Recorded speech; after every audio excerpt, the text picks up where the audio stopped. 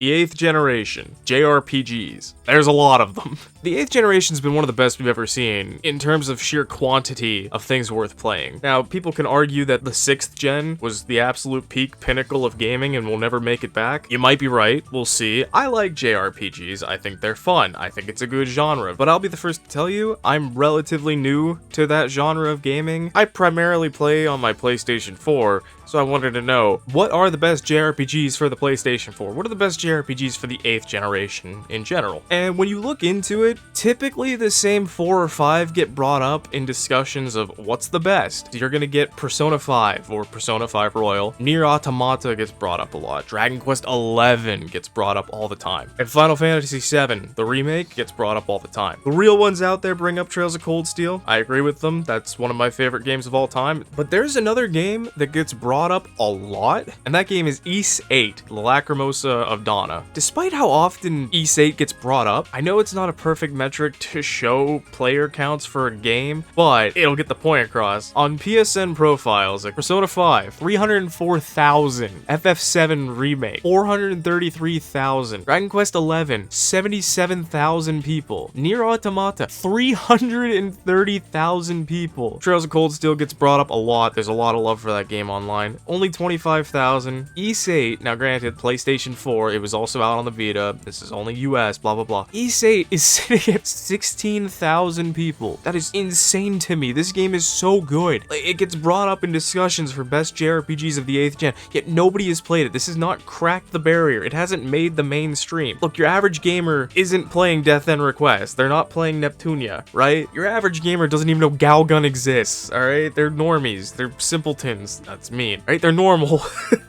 They're not terminally online. They're normal. They know Final Fantasy VII. They know Persona 5. I guess they know Nier Automata, alright? They've probably heard of Dragon Quest. I never heard of Ys. I never heard of Ys, the series, until I started actually digging. And so I want to make a video on Ys 8 because I really like this game. Like, this game is actually phenomenal. I don't know where I'd rank it and stuff, but like, it's stuck with me all this time. Like, I beat this game a while ago. I'm going for the platinum right now. So a lot of the footage that you're going to see is from a New Game Plus run. This game is incredible. It genuinely is, and I'm just gonna start talking about it. We follow Adol Kristen. Adol's an adventurer, so he writes down his exploits. It's kind of like a storybook in a way, like, oh, here's this chapter of Adol's, you know, exploits and adventures. Ys 8 starts off with Adol and his best buddy Dogi have gotten free passage on a ship to Arisia in exchange for working on that ship, right? Adol is sort of being security, whereas Dogi moves cargo. He's also the cook, I think. I think he's cooking too. And the captain of the ship asks to speak to Adol, and he's like, hey Adol, we're passing by this island, the island of Siren. It's like real bad. Ships go in, they don't come out, they crash. It's a lot of mystery and horror around it. We're gonna be passing it, you know, we have to avoid it. And Adol's like, yeah, man, good luck with that. Adol's like intrigued by this island because he's an adventurer, he's an explorer, and so he's like, holy shit, that sounds awesome. Captain's like, boy, you are fucked in the head.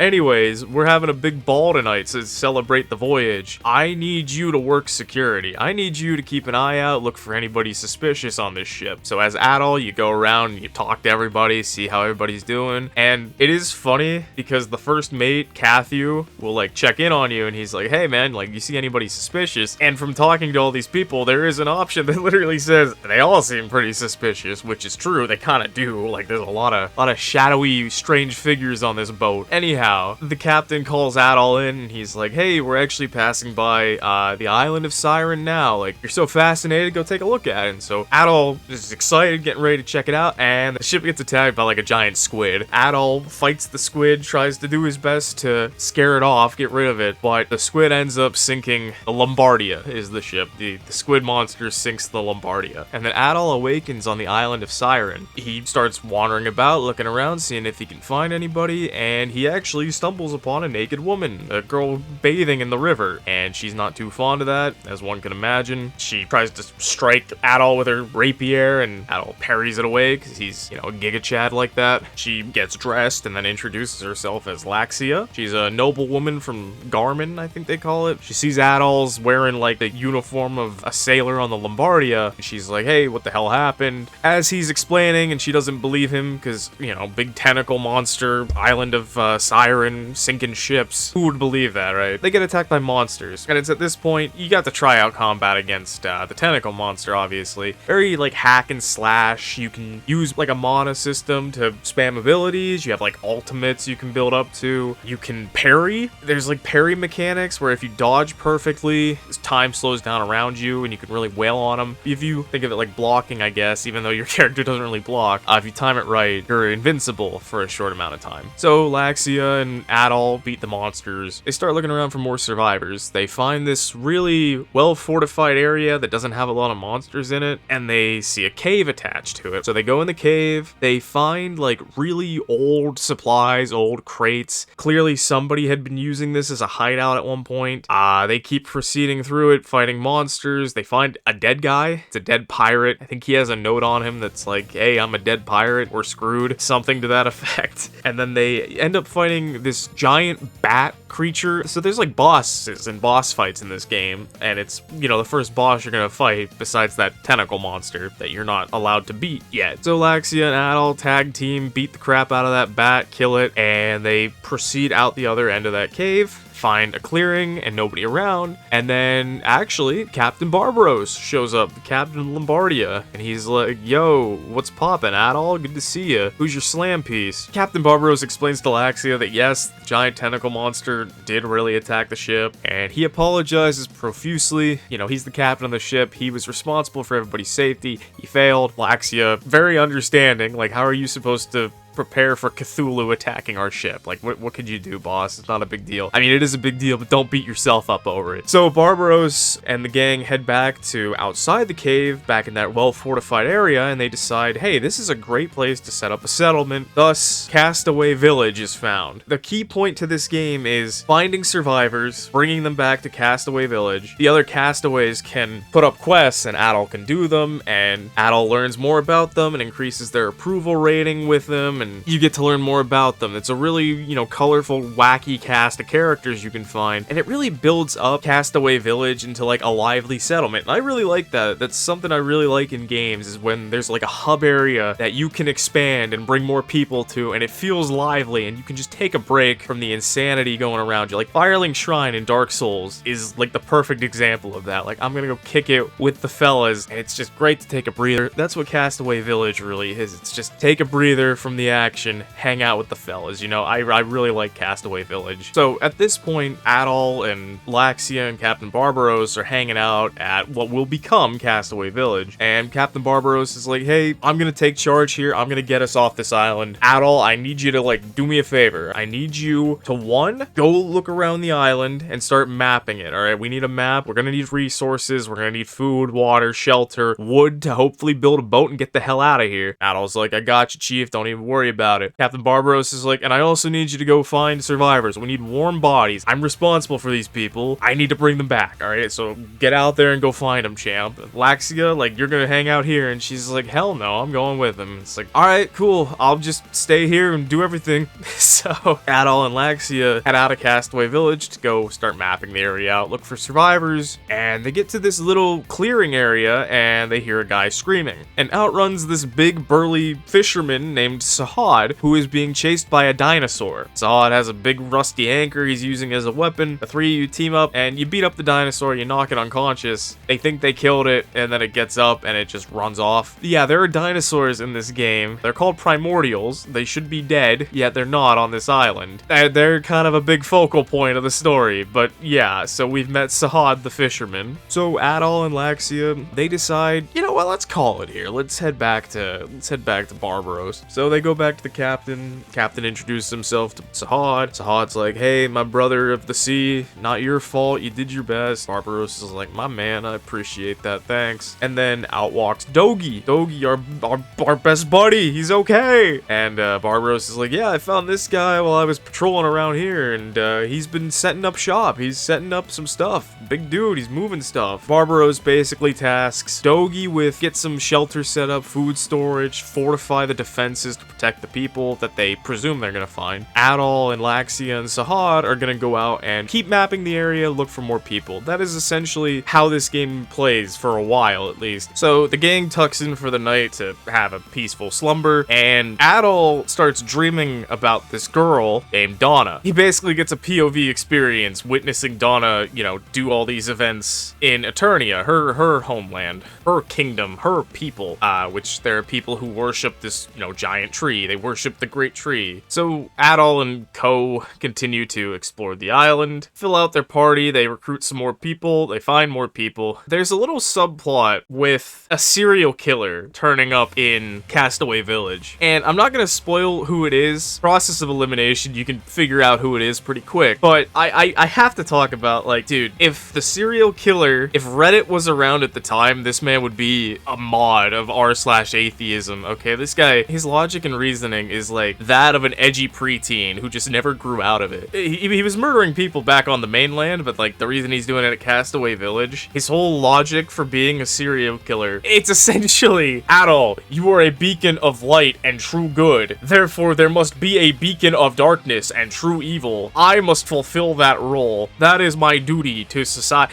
And like, bro, it's so stupid. I'm sorry. This is one of the really like big points of the game that I just think is absolutely like stupid. Now, granted, I won't spoil anything, but my guy does some damage to the island on his way out. But like, dude, he gives this like whole stupid monologue, and then when you have to fight him, it gives like Adol the option to indulge this idiot, and I never picked it. I can't pick it. I would cringe if I said something to the effect of, well, then we must have our final battle, don't we? Like, dude, shut up. Shut the fuck up. This guy's an idiot, alright? Don't give him the time of day. True evil to your good. Shut up, bro. Literally a fucking edgy teen who never grew out of it. I don't hate the serial killer arc. Like, I don't hate that little bit of the story. It's very fucking important, but I absolutely fucking despise his logic and reasoning. Like, what a fucking idiot. I'm sorry. And if you think it's a spoiler to say it's a guy, that's like the first thing you learn is, I was attacked by a man. It's like, well, that really narrows it down, doesn't it? So Adol and team continue trying to head north on the island, and they end up at this giant mountain pass. There's no way across, right? They're on this side of the mountain. There's a giant river that goes beneath it. So they have to, I think they have to go back to deal with the serial killer, or they go back to deal with another raid, because I don't know if I said it before. I didn't notice it my initial playthrough, but like going through it a second time, the raids that these monsters do really fucking takes away from the game. It is so frustrating and annoying how often they occur. Like, it really feels like anytime you're hitting a groove, starting to hit the stride, you're getting going, getting ready to explore, you're really invested. Fucking the little bird comes by and he says, Adol, we're fucked, come back.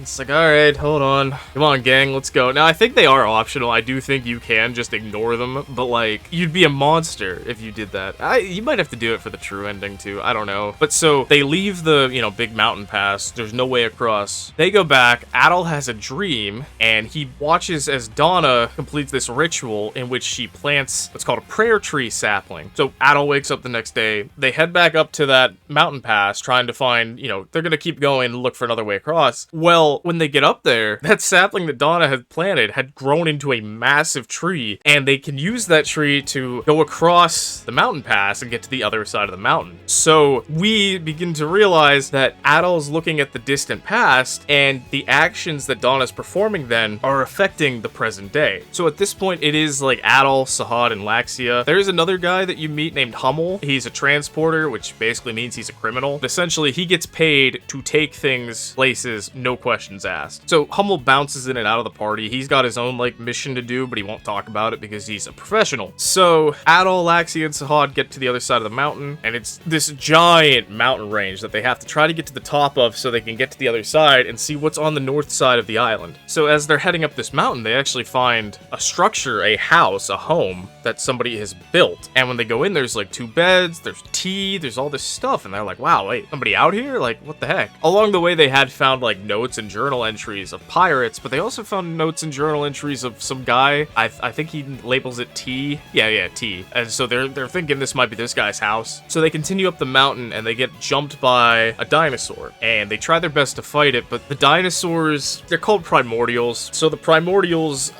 skin is so thick that their weapons won't pierce it. As they're about to get, you know, killed by a dinosaur, this little girl throws some darts at it that actually pierce presses the skin and it runs off, and they meet Rakota, the newest member of the party. She's like, hey, what's up, fellas? Have you seen my dad? And they're like, nah, bro, sorry. Like, what's going on? What's with those darts? And she's like, oh yeah, this is like my dad. He made these, and they can beat back the primordials. So you end up like finding some material. Your blacksmith makes you weapons laced in it, and then bada bing, bada boom. You can fight dinosaurs now. You can kill dinosaurs. We're playing fucking Turok, baby. So Rakota joins your party. You get to the top of the mountain. You beat the giant bird up there, and you can see on the other side there are ruins of an ancient city and a giant tree and a lot of primordials. So everybody's excited. We're getting to go to the other side of the mountain. Hummel shows up again. He's like, yo, what's up? Y'all mind if I tag in? What I'm looking for, I think, is on this side of the island. Sticking together is a good call. Laxia's done with his shit. She doesn't want him. Adol's a fucking bro, though, so, you know, he fucking daps him up, welcomes him back to the team. They proceed down to the other side of the mountain, start heading toward the ruins. Adol keeps telling them about his dreams that he's having about Donna, and they're inclined to believe him because of that tree thing. Eventually, they arrive at another impassable area. Instead of Adol having a dream about it, one of the crystals that act as save points throughout the game starts glowing. Adol walks up to it and touches it, and he has a vision right then and there. Donna, in her timeline, she could see off into the future, part of being like the maiden of the Great Tree. She has these visions of Eternia, her country's future. She's having visions and dreams of Adol, and she can see what his party is experiencing in the future. She sees the ruins of Eternia, which is very concerning. So Donna has seen, oh shit, Adol can't get through. So she goes out to that part of the kingdom, and she plants another tree. Cut back to the present, where Adol passes out from this experience. Everybody saw it. Nobody saw what he saw, but everybody saw Adol touch the crystal and pass out. And then they turn around, and there's a giant tree where there wasn't one. Now everybody is inclined to believe Adol is seeing visions of the past of some girl named Donna. So the gang finally gets to these ancient ruins. The ancient ruins of the city of Eternia, right? They don't know if that's what it is. Adol knows, but everybody else is like, whoa. So they start walking around. You see this guy running around. It's Thanatos. That's Rakota's father. He's really acting like a guy trying to avoid child support. Like, I don't know why the fuck he's like running, bobbing, weaving, hiding around shit. Like, bro, what are we doing? But you get to a point, you catch him, and he's like, hey, what's up, everybody? How we doing? I'm Thanatos, Rakota's father. What's going on, gang? And they're like, yo, what up, big dog? The fuck? Thanatos talks about how he ended up on the island, how he's been adventuring and exploring it. Hummel reveals what his quest has been, what his job has been on the island at this point. I won't spoil that because it's pretty funny. They tell Thanatos about Adol's dreams, and he's like, you're saying you're having visions of a blue-haired girl? He's like, hey, we gotta go over there. You're gonna want to see this, buddy. You head to, like, the southern part of the island. Again, it's impassable. Again, Adol touches crystal. Again, Donna plants a prayer tree sapling. Again, the tree grows. So you go through it, you clear a dungeon, you get out the other side. You see, at the base of the giant tree, the great tree that the Eternians worship, wrapped in some of its branches, is Donna, in the present. She eventually wakes up at Castaway Village, but she has amnesia, so she can't remember what happened. So now you're at this point of, okay, how do we get off the island? Why is she in the present? What's that weird mark on her arm? What happened to her people? I gotta tell you, like, this game is insane. You might think, wow, you, like, covered a lot of the game. I think that's, like, the halfway point is when you find Donna, or at least when you get to the top of the mountain. And you could say, wait, isn't it a spoiler to say that Donna makes it to the present? If you bought the game physically, it's pretty open about, like, the spoiler. I'm telling you, you need to play this game. The story is incredible. The first time I booted it up, after I beat it, and I heard that, like, opening music, oh, dude, I was just, like, immediately filled with so much emotion. I wasn't gonna fucking cry or anything, but, like, I was just, like, bummed out. I was really upset. I was kind of bummed out, you know? It's a really bittersweet ending, but it's such a good game, man. It really is. I see why people talk about it as being one of the best JRPGs to come out on the 8th generation. It's incredible. It's so good. And you're doing yourself a disservice by not playing it. If you didn't know about it, well, now you do. Put it on the backlog. Move it up from the backlog to the front log, alright? Right now with the summer sale, it's actually 50% off. I don't know when this video is gonna get out, but if it's still going on, like, 20 bucks for VIII is a steal. Seriously, like, pick it up on PlayStation if you can. Steam, literally, you don't have to wait for a sale, but I'll be honest with you, I would. You know, that's just who I am. But, like, guys, seriously, seriously, get VIII. It's incredible. It's such a good game. It is a bit of a spoiler, I guess, but not really, because if you buy the game physically on the PS4, literally on the back of the case, it literally shows them together. It shows Donna and Adol together. Come on, guys, let's buy physical media. Own your stuff. Speak with your wallet. Gamers rise up. Don't buy the Switch 2. We must stand united. Buy VIII, guys. Please, play VIII. It deserves more love than it got. It's such a good game. All right, guys, I'm done. I'll see you guys later.